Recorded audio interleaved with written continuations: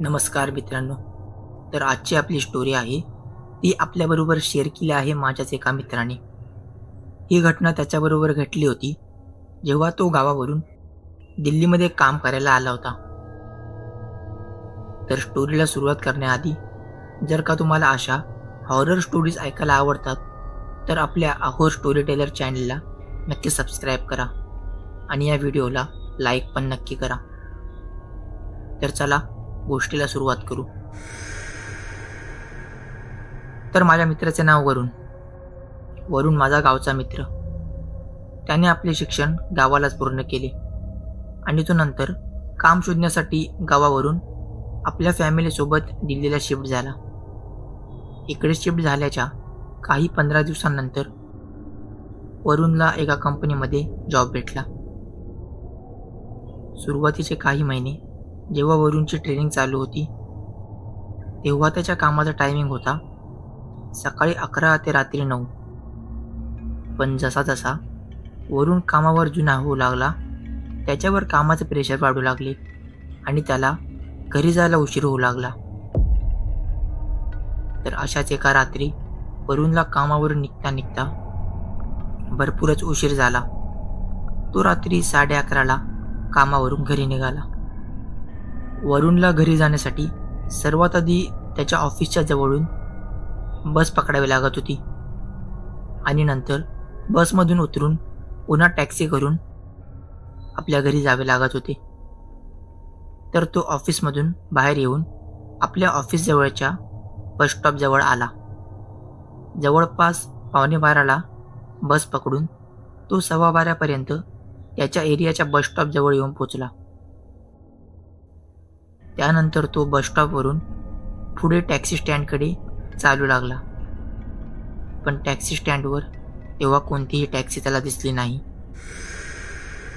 मग त्याने विचार केला तो आता टॅक्सीची वाट बघत बसला तर त्याला अजून उशीर होईल. त्यापेक्षा तो चालत चालत घराच्या दिशेने निघेल आणि रस्त्यात येता जाता जर का त्याला टॅक्सी भेटली तर तो त्या टॅक्सीने पुढे घरी जाईल. त्याने असा विचार केला. आपल्या घराच्या दिशेने जाऊ लागला.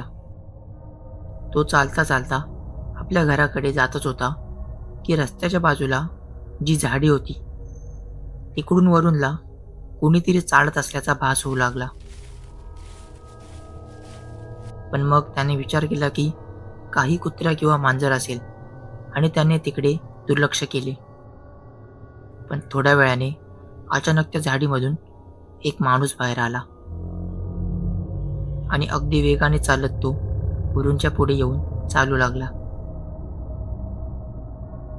वरुणने पाहिले त्या माणसाने खूप विचित्र प्रकारचे कपडे घातले होते. त्याने आपल्या अंगावर एक सूट घातला होता आणि खाली शॉर्ट्स घातले होते. हे पाहून वरुणला हसू येऊ लागले आणि त्याने विचार केला चला एकटं जाण्यापेक्षा आता सोबत हा वेडा माणूस बरा. वरुणला अजून सुद्धा घरी पोचायला 10 ते 15 मिनिट लागणार होते. मग त्याने टाइमपाससाठी मोबाईल काढला आणि मान खाली करून तो आपला मोबाईल चालवू लागला. थोड्या वेळाने वरुणने जेव्हा त्याची मान वरती केली आणि त्या माणसाकडे जेव्हा त्याचे लक्ष गेले तेव्हा तो डचकला. वरुणने नोटीस केले की त्या माणसाची उंची थोडी वाढली आहे. पण नंतर त्याला वाटले की त्याला बहुतेक झोप आली असावी म्हणून त्याला असे वाटत असेल आणि तो पुन्हा आपला मोबाईल चालवू लागला. पुन्हा थोड्या वेळाने वरुणने आपले डोके वरती केले आणि त्याचे लक्ष त्या माणसाकडे गेले. तेव्हा त्या माणसाची उंची 12 फीटच्या आसपास झाली होती. आधी जेवढी त्या माणसाची उंची होती त्यापेक्षा तो दुप्पट उंच झाला होता. वरुण हे पाहून लगेच तिकडे थांबला. तो हे काय बघतोय त्याचे त्याला समजत नव्हते. तेवढ्यात तो माणूस सुद्धा थांबला. वरुण हळूहळू मागे सरकू लागला. तेवढ्यात त्या माणसाने अगदी वेगाने मागे फिरून वरुणकडे धाव घ्यायला सुरुवात केली आणि तो माणूस अगदी वेड्यासारखा जोरजोरात हसू लागला. वरुणला त्याचे मरण जवळ आले असे वाटू लागले. वरुण देखील अगदी वेगाने त्या माणसापासून दूर पळू लागला. पण त्याला वाटले की त्या माणसाची म्हणजेच त्या पिशाचाची उंची एवढी आहे की तो काही क्षणात वरुणला पकडेल. पळता पळता वरुणने एकदा मागे वळून पाहिले, पण आता त्याला त्याच्या मागे कोणीच दिसले नाही. वरुण तिकडेच थांबला आणि आपल्या चारही बाजूंना आसपासच्या झाडांवर सगळीकडे पाहू लागला, पण तिकडे ते पिशाच कुठेच नव्हते. मग वरुणने विचार केला की घरच्या विरुद्ध दिशेला पळून काही फायदा नाही. तो ती पूर्ण रात्र रस्त्यावर काढू शकत नाही. तो मग धावत धावत आपल्या घराकडे जाऊ लागला. पण धावता धावता तो रस्त्याच्या बाजूला जी झाडी होती तिकडे सुद्धा पाहत होता की पुन्हा ते पिशाच तिकडून बाहेर येऊन त्याच्या मागे नको लागायला.